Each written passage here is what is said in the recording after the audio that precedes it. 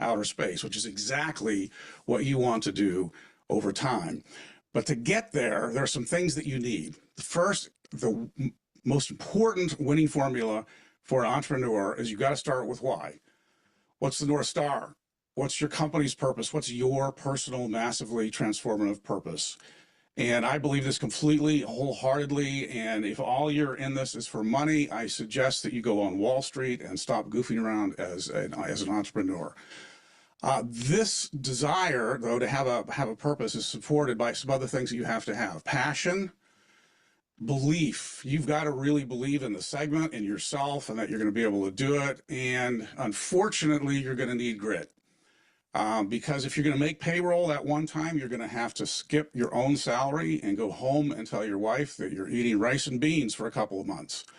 That's just the reality of a startup. And if you don't have grit, don't do this. I trust all of you already have this. This is like kind of known, but it's actually really, really important. How important is it? Why is it so important?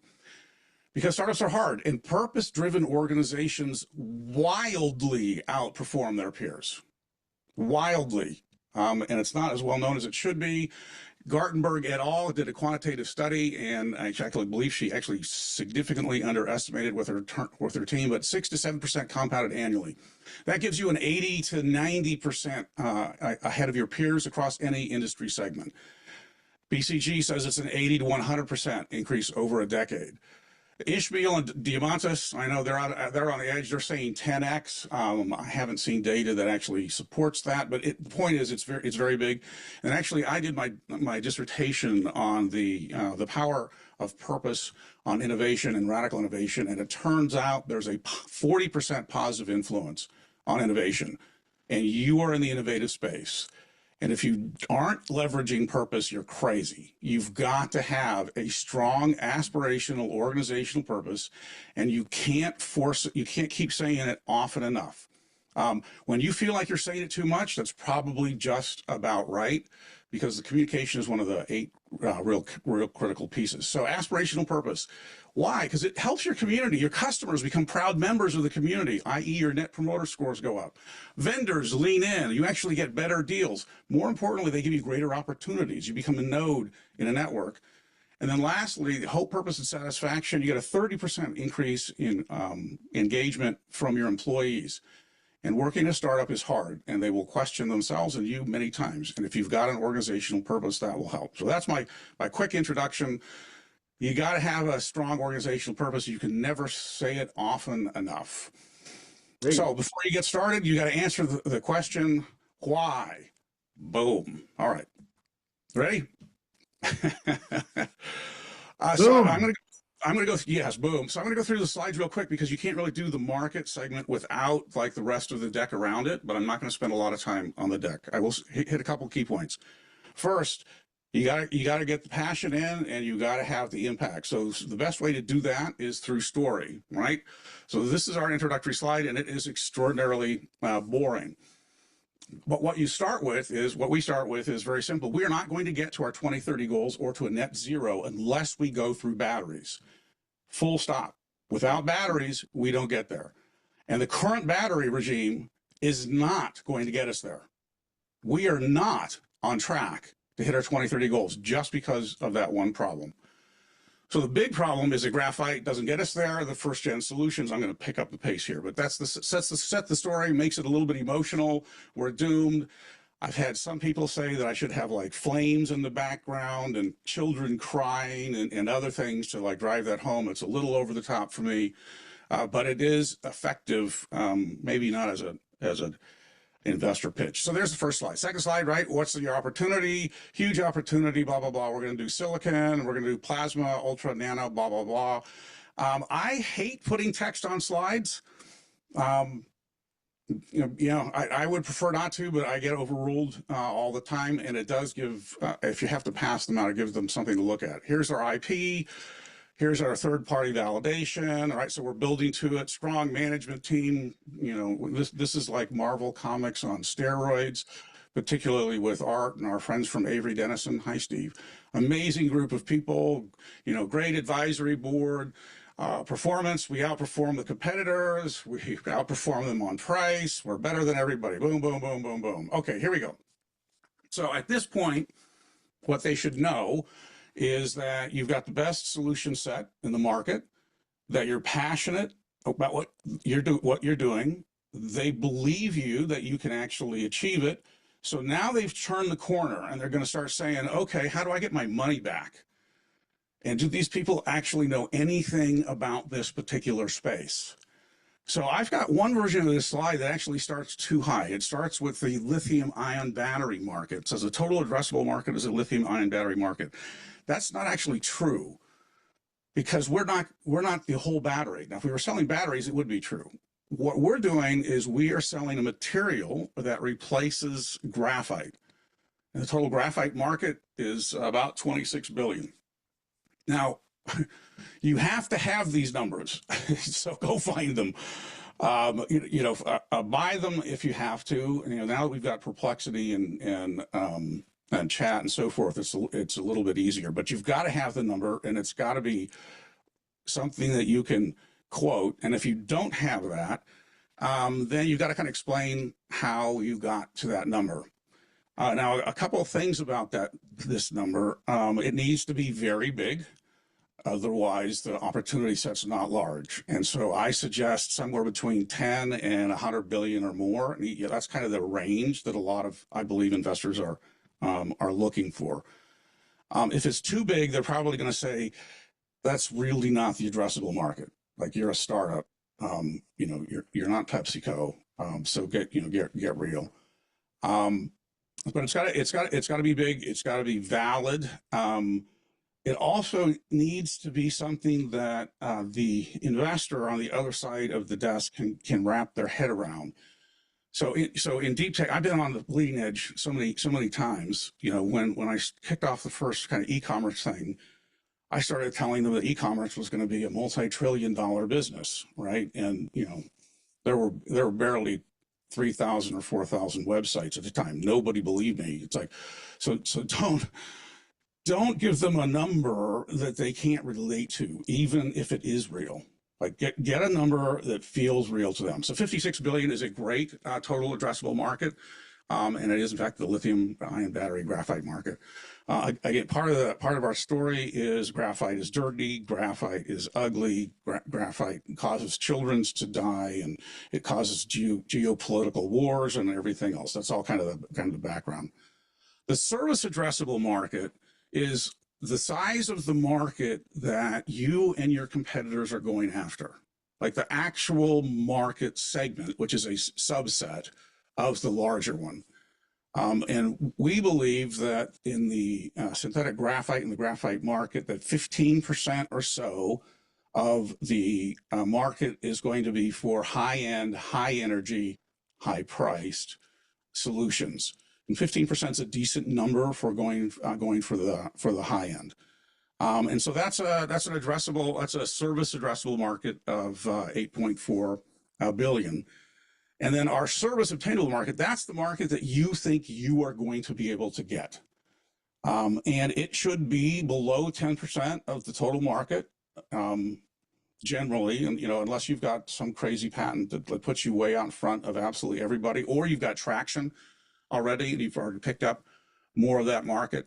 But generally, you want to see something in the 1, 2, 3, 4% range, and it needs to be big enough to be exciting, but not too big.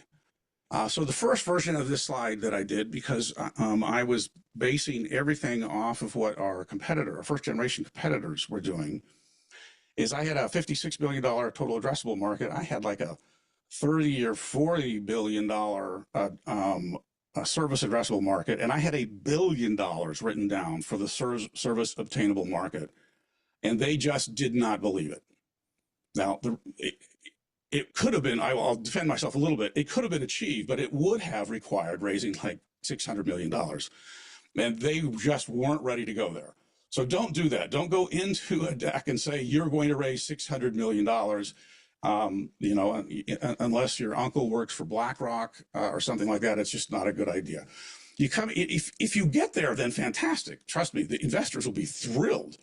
But you want a large enough market so they can see, like, okay, can I get a 10 bagger? Can I get a 100 bagger out of this? Is there a possibility of you becoming a unicorn? Now, having said that, there also is like, who is your audience? And there are different audiences. If you're pitching, if you're lucky enough to pitch a Kleiner or a Warburg Pincus or somebody like that, go big. Tell them you are confident you're going to hit that 100 million. And in fact, you're being conservative. You think you can go higher because they want to see aggressive, large numbers. You go pitch the Southern California Angel Group, you better tone it down a little bit because they have a hard time believing me that I'm even going to get to $100 million. And so who's your audience? And then, work it off there. But by the way, please don't change the slide or don't change the slide much over a month period. Like you can't be changing, you can't be showing a different slide to different groups. That's a terrible idea. Make this thing make sense. This is really just a trip up slide. There's nobody going to invest based on just this slide. What they want to know is what's the size of the market, what's the opportunity set, is it real for you, is it like 1%, 2%? So if you get to 10, it's going to be great. Then you're good to go. So that's it's not a hard slide. It's an easy slide to get wrong, and it may be a hard slide if you can't like nail down what your market is, but you have to. Like I don't care what business you're in, you've got to nail down what that is. It can change over time, but you've got to nail it down. And then it builds into the rest. Like what's the business model and how you're going to get there? That has to make sense. Where are you in customer development? By the way, right at the moment, you need customers. Do whatever it takes to get a customer. We have potential customers, and it's making it very difficult to raise money. Go get a customer if you absolutely can. Financial projections, right? There's a hockey stick. It's got to make sense. Pre-seed, seed, Series A. Depending on the audience, I'll throw in this slide. Yes, it's mouse type, but really the point is we've done our homework and I've got a whole bunch of different versions of this. What's interesting here is the important thing: EBITDA positive when, profitable when, cash flow positive when, what's the amount of money you're going to raise, and what does that look like? This slide's got to make sense relative to the previous slide, and then I'm going to pretty much finish up. There's your 100x return, industry valuations. So the size of the market, again, they're going, okay, how do they fit within the size of the market? And then how much money do you need? How are you going to use it? We threw in this summary slide because we were just at a competition, and this was the metric, the rubric that they were using to score. And so we threw that in so that when we went at the end, I could go through the rubric and say, here's how we solved your problems, the solution, the market, the team. That sometimes works, sometimes it doesn't. So join us in energizing the silicon dominant battery powered future. That's what I've got.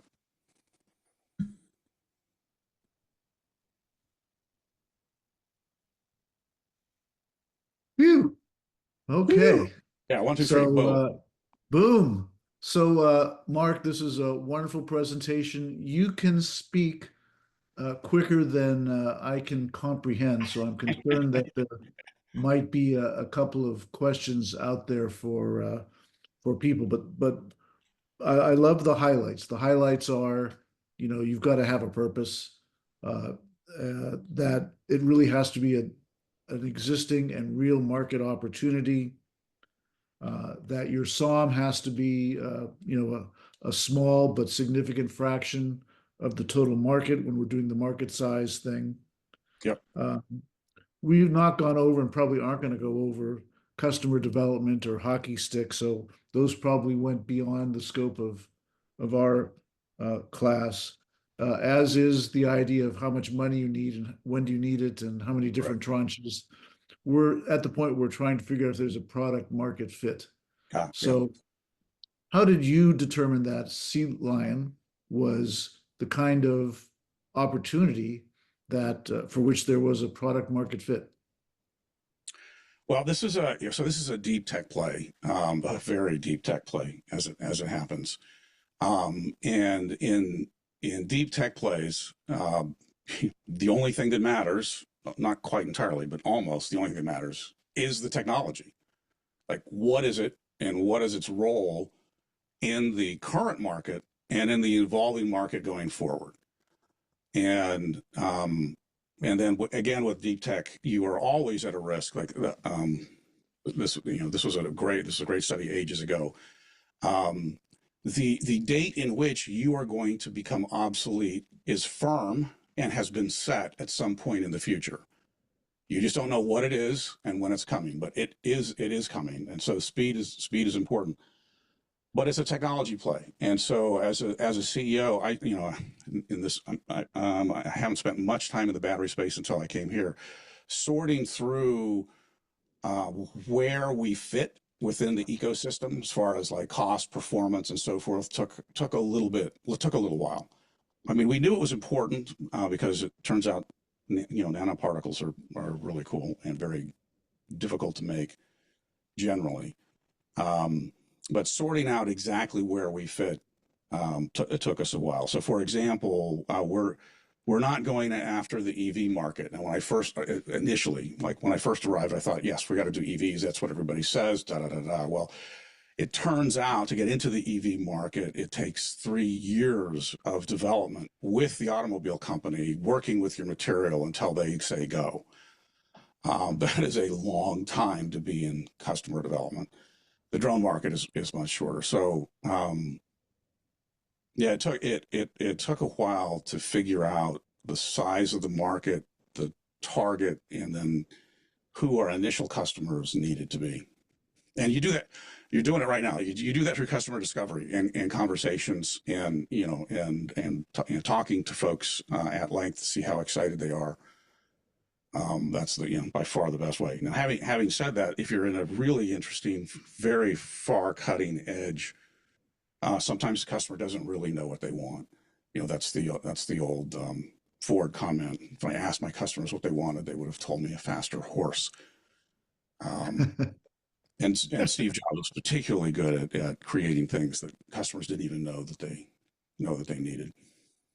But that's if you're in that place, it's hard. This slide is hard because there is no market. Like when we launched Tech Shop and we were doing maker spaces, this slide was impossible because it was an entirely new category. There was no total addressable market. We were creating it as we went.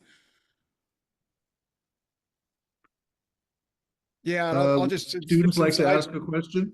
Yeah, please. Scott. No, I was just going to add, since I help a lot of startups raise venture capital, one thing, a couple things, just, and Mark's already kind of touched on this, but um, if you don't have a big market, don't pretend you do, and don't try to force one in, because the investors are going to know, obviously. And so that goes back to what I brought up in a couple of the breakout groups over this class so far, is the difference between having a feature, a product, or a platform. And of course, it depends on what vertical you're in, but there are many startups that have a feature who think they're a platform, and they try to sell themselves as a platform to investors, and the investors see right through it.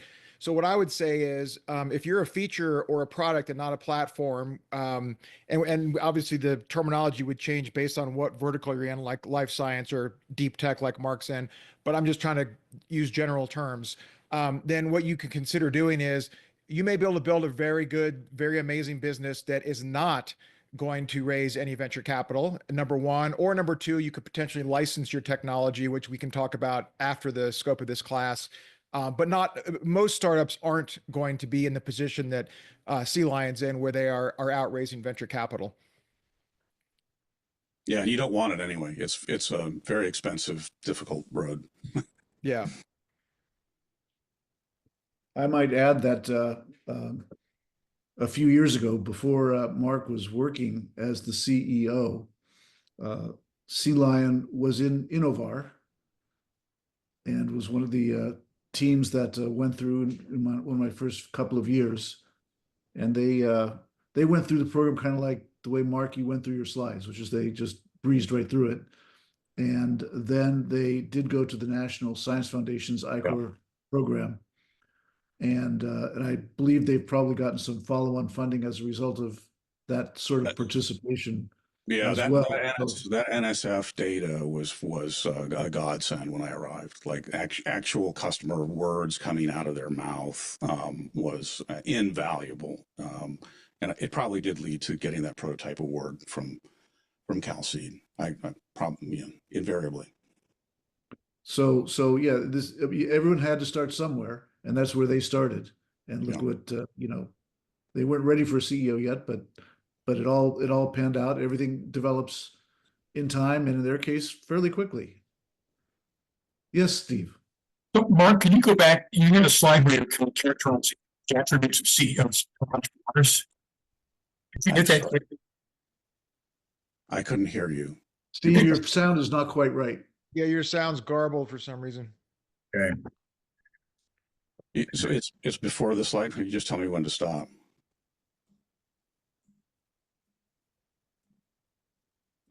Slide showing attributes of successful entrepreneurs.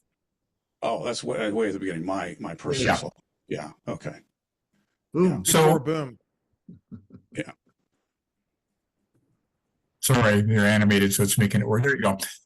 How would you comment on the typical risk profile of successful entrepreneurs? So Kauffman Foundation did a very large and thorough quantitative study on that question. So it's like undeniable. I love quantitative studies personally. So it was not, it was not having just conversations. It was not doing grounded research and which, by the way, there's a place for those.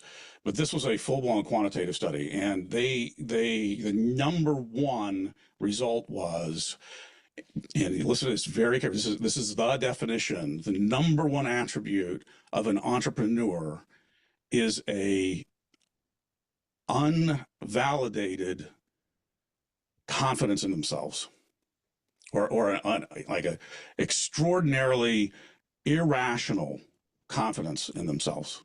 That was the number one.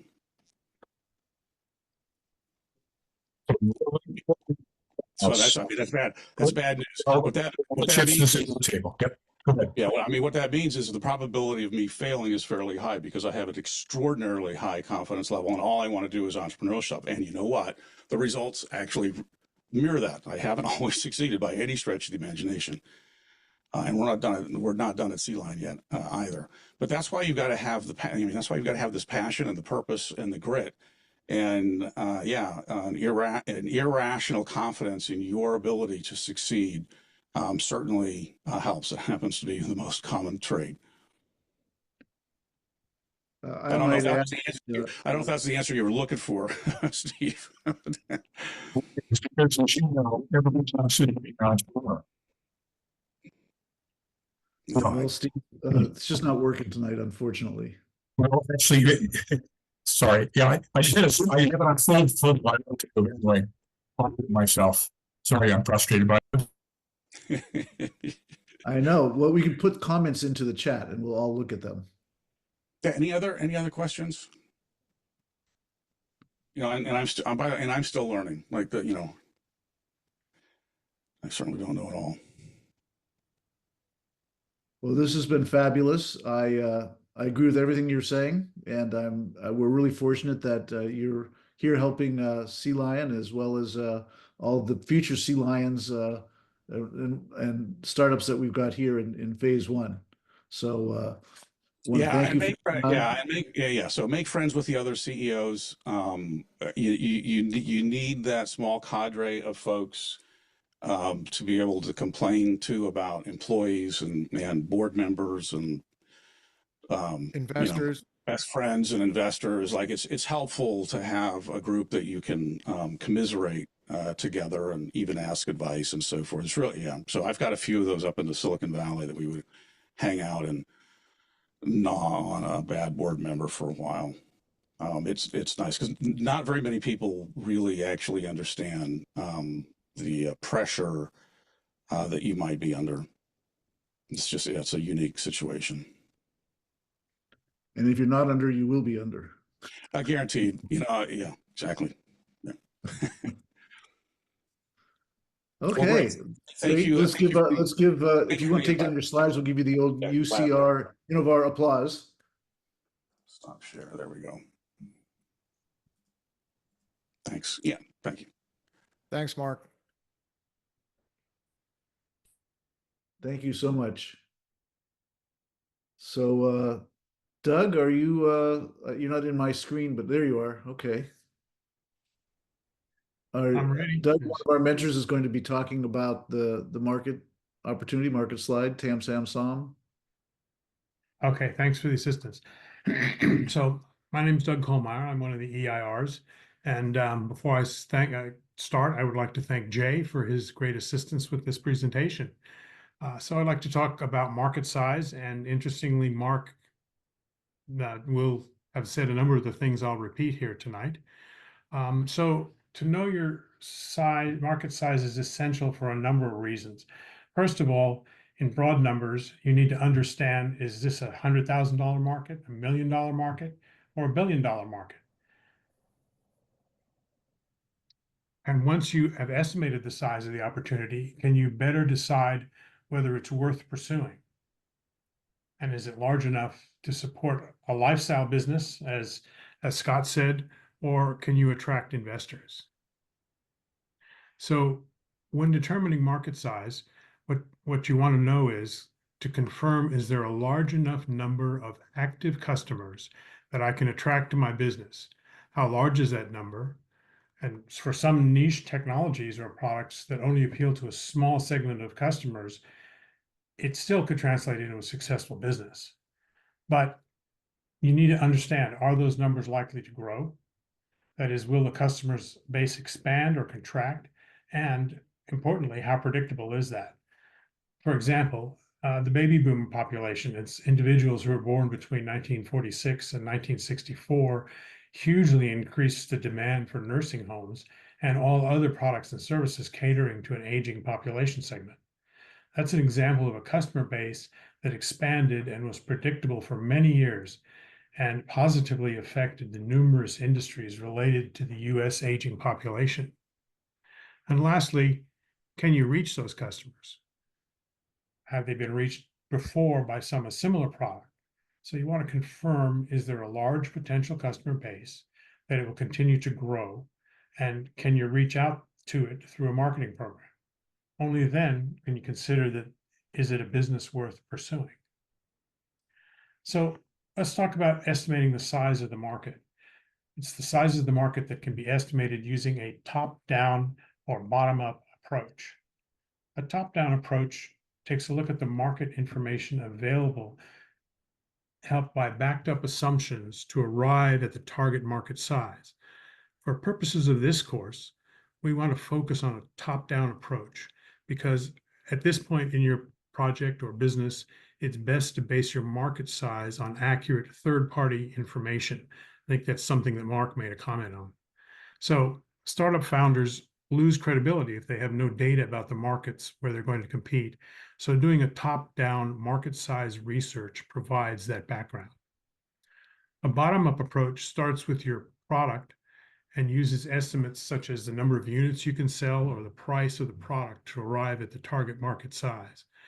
In fact, arriving at a market size using both methods, having them coincide, is ideal. But for this course, let's only go through the exercise to determine the market size from the top down. So let's talk about TAM, SAM, and SOM. TAM, or total available market, is the universe that you're working with. It's the whole pie, for a lack of a better word. All the potential customers within your category. TAM is the total market demand for the product or service who can buy your product in the entire world or the entire country. TAM is a theoretical and inspirational number. So let's drill down a little bit more. SAM, or service available market, is a significant portion of that TAM. It is what you could actually reach with your sales channel and in your target geographical area.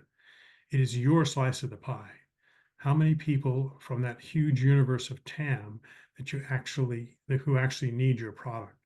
SAM is the segment of the TAM that you can potentially reach. So SOM is getting down to a reasonable beachhead market for your business. And we look at SOM, or the service obtainable market. Who will be your customers in the next 5 years? Who will actually buy from you? This is your target market, the customers you need to go after to make your business succeed. SOM is the portion of the SAM that you can actually capture. So why are these numbers important? Well, for you, it's essential to know the potential you can achieve with this business. In the short term, SOM is what you're aiming for. On the other hand, TAM is inspirational and aspirational, and what investors look at to make sure that they can get their money back. So for investors, these numbers are very important. First, they want to know that there's money to be made with a product. So the larger the opportunity, the more inclined they are to consider investing in it. Investors want to invest in the least amount of money to prove that the market is there and de-risk their investments early.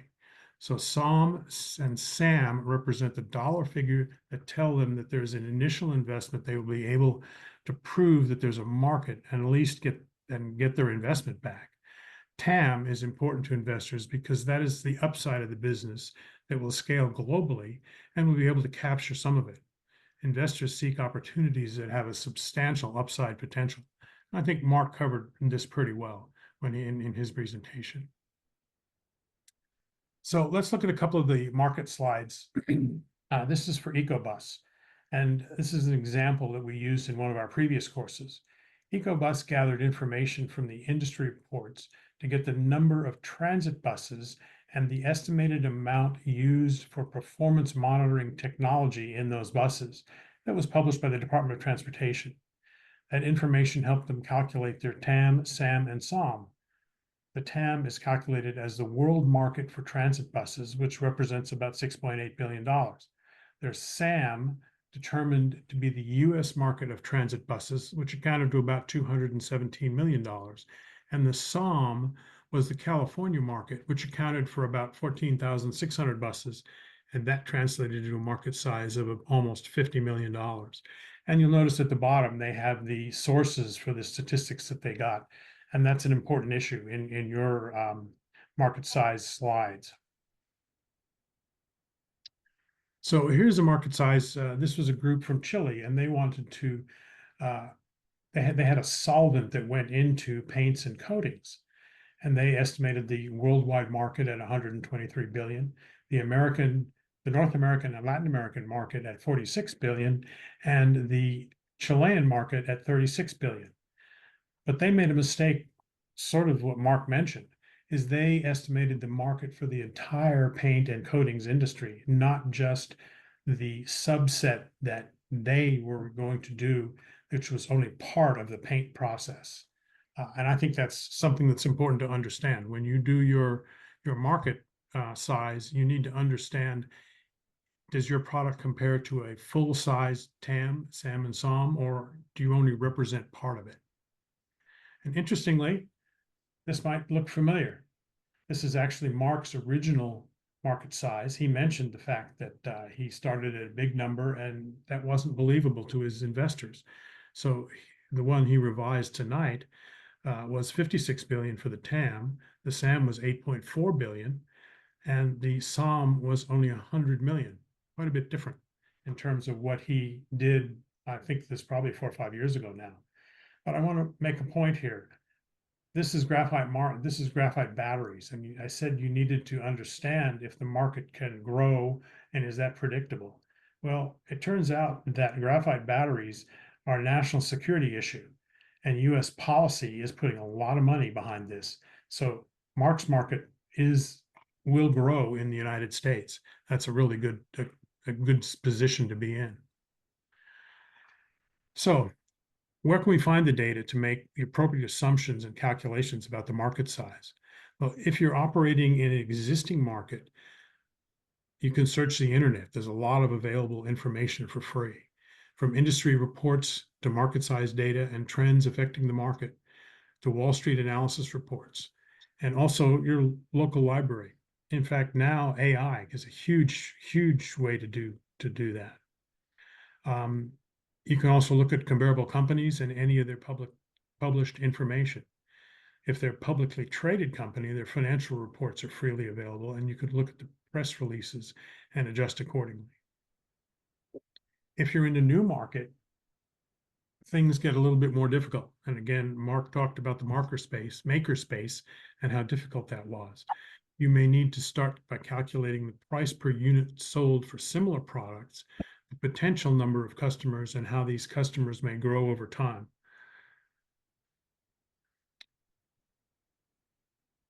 In this case, since it's a new number, investors will be very skeptical about your market size calculations. So you have to, because no one has shown that there is an existing opportunity. While this can be challenging, it can also be most rewarding. If you could come up with a flying car, you'd not be able to gather the information on market size, but you would have to make some assumptions based on existing cars, trends, income levels, etc., and be able to craft a story about a new market. So what are some of the pitfalls?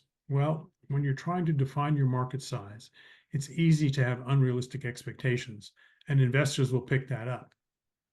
Don't think that you're going to capture 100% of the market share. It's difficult to capture any market share within the first year. You need to do your research to be able to back up your numbers. Will you achieve 1% of a massive market? Will that be sufficient? But be careful, because the numbers will be scrutinized closely by investors and advisors. So with that, that's my presentation. I thank you, and I'll stop sharing here. So do we have questions? It's kind of a lot of information quickly.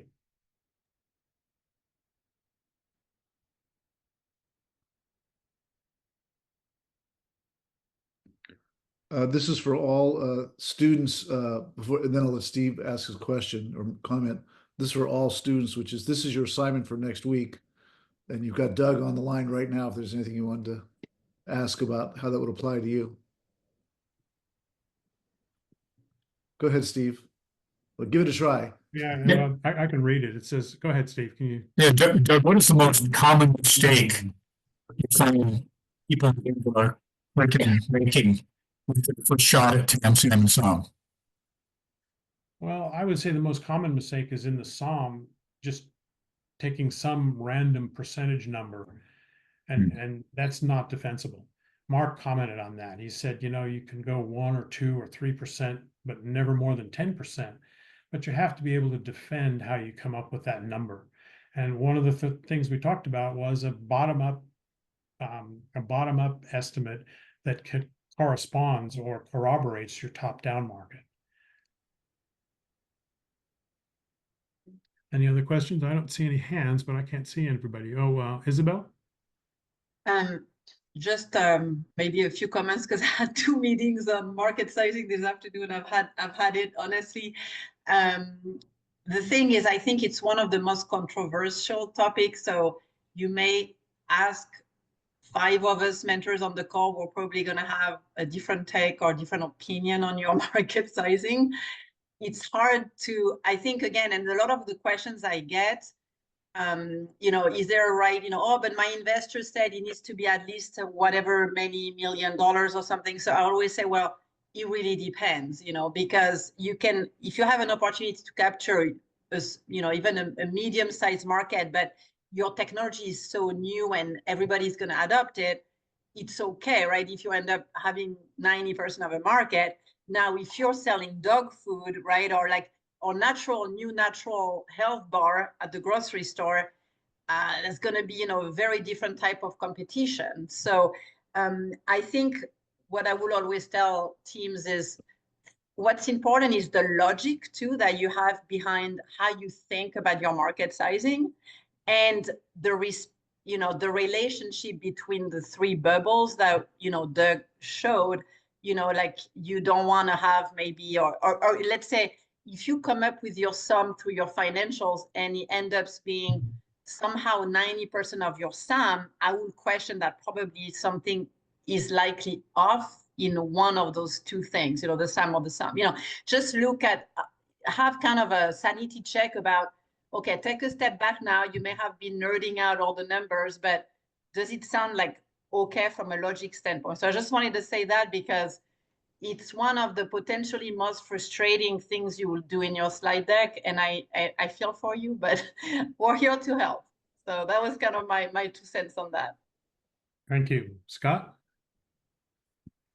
Yeah, I mean, what I would say to that, and I agree with what she's saying, and you're right. A lot of there's a lot of courses and mentors, and we'll give different advice about market size.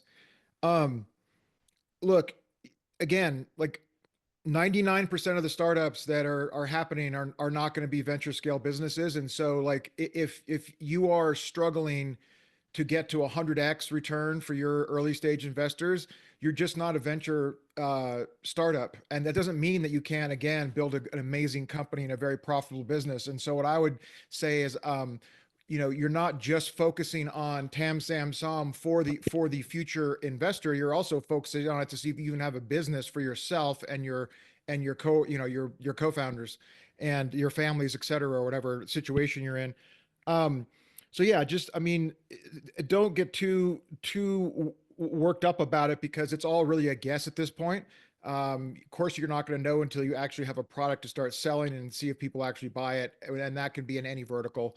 And then it depends on like if you're in certain verticals like life science or climate tech or what I would call like a very long road deep tech space, then that stuff is a lot more boilerplate. It's like it's a little bit different than some other businesses. And we can talk offline about the differences because as I said, I help startups across all those verticals raise capital, and so you just kind of got to know what the investors are looking for and if you're investable, and that's something we can do outside of class once you wrap up the class. So Yeah, a couple of comments. Scott said most of the startups are what we call lifestyle. In other words, they're not investable by VCs. Um, so that makes this important for you to understand if there's a market big enough to support your company. Okay, that's the first thing. And the second thing is that doing this research on your market gets you a lot better understanding of your product and where you have a chance to grow your company. Also, if you're talking to VCs, then you need to really be able to answer all their questions that they come up with about the market. So this is just basically a study in what you're going to do. Eric, I think you have your hand up. Well, sort of two things, both looking at you use the words bottom up and top down approaches. And for the class, for next week's assignment, we want you to use the top down approach, which is you read the literature. That is, you start with looking at how big some comparable markets are, and you sort of segment it down to say, well, if the whole world market of this particular technology is such and such, I may be able to address a certain portion of my SAM, or some limited subset of that market, and then maybe my beachhead or my ideal customers, my initial customers would be my SOM. So that's the top-down approach. But there is this other direction of bottom up, which you mentioned, but I don't think you got really into, is very few of the teams, although I do know some exceptions, are actually selling products right now. And from when you are actually at a point where you're selling product, you can look at it and say, well, last week I sold 2 of these things that we sell. And, if I can work my way up to 10 of them a day or something like that, I'll get a discount and I'll be able to sell them at a higher rate. And I may be able to reach the whole neighborhood, when I'm selling my lemonade stand or something like that. So you can build up from the bottom, but you have to know what your sales are and what kind of discounts you're going to get and what kind of channels you're going to go through to expand your network. And ideally, you can do both types of projections. You can do a top down, which is what we're going to do in the class because you're going to read other people's publications. Or if you're in sales, you can go from where you are now and try and build up. And hopefully those 2 numbers should line up. But just wanted to point that out. I think those 2 numbers being corroborating is a really important issue because then you can see maybe you're a little more aspirational than you should be on the top down. But in general, they don't line up. I mean, that's just something to understand. In general, when you do bottoms up, because it's based on more data, like Eric was just saying, like if you've sold 10 of your widgets this week and you need to sell, 10,000 of your widgets in the next whatever X amount of months in order to raise money, if that's your goal, then the bottoms up and top down usually don't sync.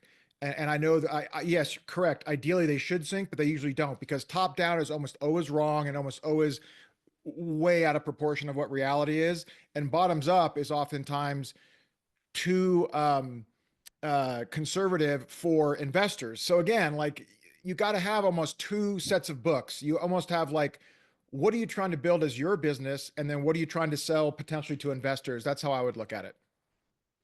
I'm just going to add, for purposes of this class, in terms of our methodology, you need to follow the top-down approach.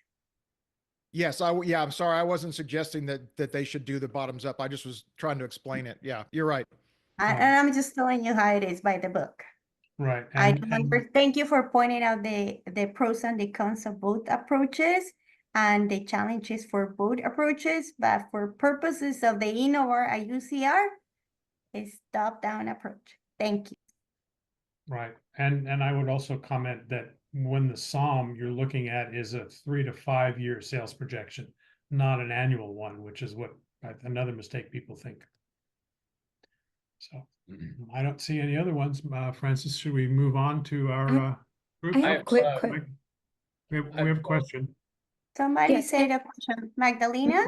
Magdalena, yes. How recent should the data be? What's considered old? What's considered new? As current as you can find it. And you know what? You can use AI. It's really makes things much easier. As a matter of fact, I'll post the AI that I used recently that gives you the provenance. It tells you what articles the information comes from. I'll put that up here for you, so you could use that. That's one good way to use the internet to get all the current information. Yeah. Also, I just don't wanna pay for make the a- information. I want to Sorry, make a go quick ahead. comment why this is important, just to get the back of the napkin size of the market, and this has to do with if you were in a high tech area where you have to make decisions about how much money you're going to spend on IP protection and patent protection. This is a really good exercise to go through, because every patent attorney is going to want you to patent everything. Right. And it costs a lot of money, especially if you go international. So you're talking, tens of thousands to hundreds of thousands, if not millions of dollars in the long run. This is a really good exercise to go through, because if you find out that your TAM and your SOM and stuff, it doesn't justify the cost of trying to protect the IP in the long run, it's a real quick early exercise to do. It's like, go for, don't go for the patenting route, go for trade secrets, go another route, because it's really expensive. But if you do this exercise early, you can help make that strategic decision on where do you spend your money. Do you spend it, with patenting and patenting attorneys, or are you going to be more of a lifestyle business and you don't want to waste that, because you use every penny you have to invest in the business as opposed to making a patent attorney rich? Yeah, it's an excellent point. I mean, look, the majority of startups, again, do not need to worry about patents until they've actually built a successful, thriving business. And then a lot of times they'll add patents in. If it's again, it depends on your vertical. I know that this is a tough class, because we've got startups doing everything from B2C, SaaS companies, startups, all the way to climate tech, to life science. So there's no one answer, but I can tell you that, John's right. We mentor a number of startups who have spent way too much money on their patent work, and then they did not have the money left to actually build their business and get customers and sales, and the companies ended up failing. And so he's that's an excellent point. Do not always listen to your attorneys or your patent attorney, because, as he said, they want you to spend money with them because they're in business as well. So, but anyway, yeah, that's a great point. Okay, I will refrain from providing the last word because we've heard a lot of things, and I think that they're all relevant. So why don't we thank Doug for his contributions and give him the UCR INNOVAR applause. Thanks, Doug. Thank you, Doug, for offering up your head in the very controversial topic.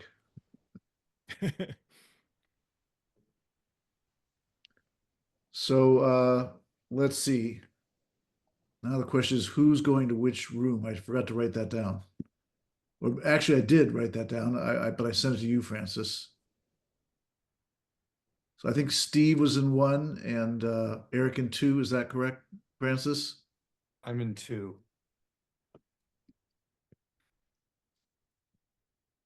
Yeah, I'm not sure. Clients are different, so I'm not sure which Okay. one you want me in.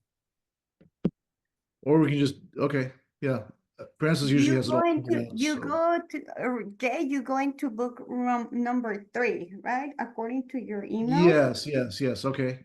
And usually you just send me wherever I'm supposed to go. but I Okay, wanted- and Eric, you're going to break a room number 2, because that's where your teams are. Correct. Okay, and that leaves Steve. One of your teams is in breaker room number 1. Yeah, but only one of them. So it's Only important one. that we also record the breakout session so Steve can see his other team. That is correct. So I'm gonna let you take a picture of this so that way you know where I'm going to send you.